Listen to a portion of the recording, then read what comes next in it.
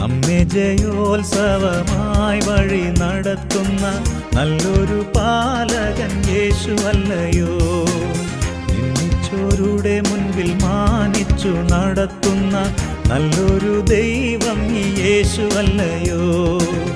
Hallelujah പാടി ജയം ഘോഷിക്കാം, അല്ലലെല്ലാം മറന്നാർത്തു പാടാം.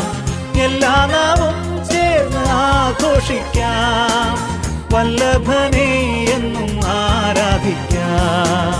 നമ്മെ ജയോത്സവമായി വഴി നടത്തുന്ന നല്ലൊരു പാലകൻ യേശുവല്ലയോ.